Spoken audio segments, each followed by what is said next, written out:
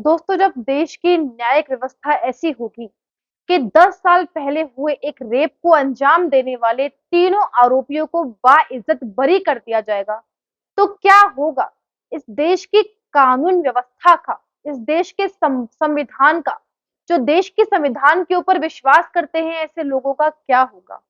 नमस्कार, मैं प्रेरणा Sharma think time पर आप सभी का बहुत बहुत स्वागत करती हूँ। दोस्तों, मैं बात कर रही हूँ किरण की। जी हाँ दोस्तों, क्योंकि अखबारों में यही नाम बताया गया था।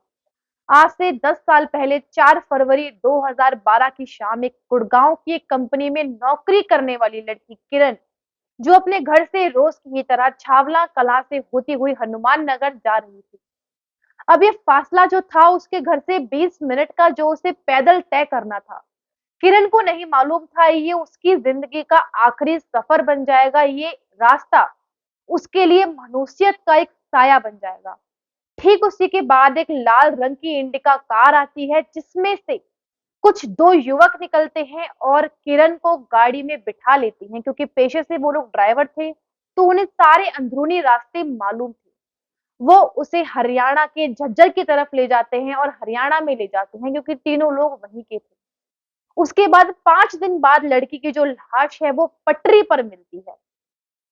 झज्जर झज्जर एक जगह है दिल्ली में, यदि आप जानते होंगे, नजफगढ़ से आगे पड़ती है, तो वहां पर पटरियों पर लड़की की लाश मिली थी। दोस्तों, क्या होगा इस कानून व्यवस्था का। सर्वोच्च न्यायालय ने उन तीनों आरोपियों को बाइज्जत बरी कर दिया है, तो सबसे बड़ा सवाल ये उठता है कि यदि वो तीनों बाइज्जत बरी हो गए हैं, तो किरण के असली आरोपी कहाँ हैं? कौन है किरण का असली आरोपी? अब ऐसे में तमाम तरीके के सवाल खड़े होते हैं कि देश की न्याय व्यवस्था कैसी है, देश के संविधान के ऊपर से लोगों का विश्वास जो है वो पूरी तरीके से उठ चुका है। वारदात पुरानी हो सकती है, फैसला पुराना हो सकता है, लेकिन ये जो कहानी है, इसका दर्द है, ये कभी पुराना नहीं हो सकता। किरण के माता पिता का दर्द कभी पुराना नहीं हो सकता। उसके दो छोटे छोटे भाई बहन, जो हमेशा उसका इंतजार करते थे कि दीदी ऑफिस से आएगी, उससे लिपट जाते थे। उन भाई बहनों का दर्द, उन माता पिता का दर्द कौन समझेगा। दोस्तों, क्या होगा ऐसी कानून व्यवस्था का, जहां पर जब एक बेटी का बाप अपनी बेटी के लिए न्याय मांगने के लिए तत्कालीन मुख्यमंत्री शीला दीक्षित के पास जाता है, तो उन्हें वहां से ये कहकर भगा दिया जाता है कि ऐसे जो किस्से और वारदात है वो हमेशा होते रहते हैं। ये जो वारदात है ये 16 दिसंबर 2012 निर्भया जो रेप केस था उसे 10 महीने पहले हुई थी, लेकिन तब किसी में आक्रोश नहीं जमा। किसी भी मीडिया रूम में इसकी चर्चा नहीं हुई, इसके ऊपर बहस नहीं हुई, किसी का भी आक्रोश नहीं फूटा, इंडिया गेट पर कैंडल मार्च नहीं जलाई गई। क्या किरण नेगी किसी की बेटी नहीं थी?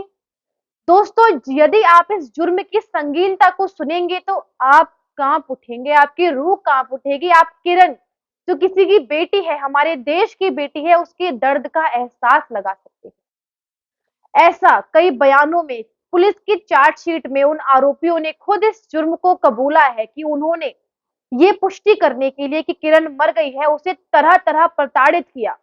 जो गाड़ी का साइलेंसर होता है, उससे नट बोल्ट खोलने वाले पाने को गर्म किया और उसके शरीर को झुलसा दिया।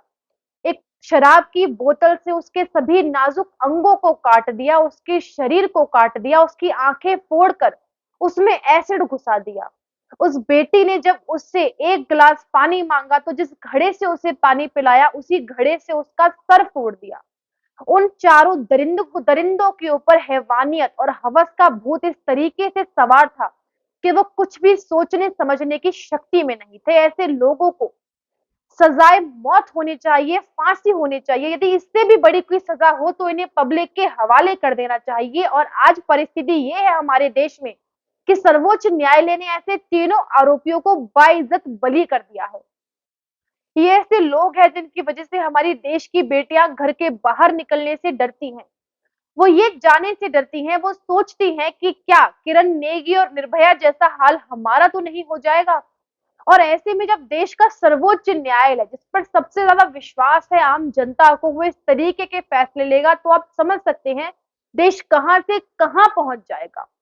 पूरे मामले में आपको बता दूं, जो मुख्य आरोपी है वो रवि है। दरअसल रवि ने किरण को एक प्रपोजल दिया था, उसे प्रपोज किया था, और जब उसने इस प्रपोजल को ठुकरा दिया, तो उन्होंने भाई और दोस्तों के साथ मिलकर इस पूरी वारदात को अंजाम दिया।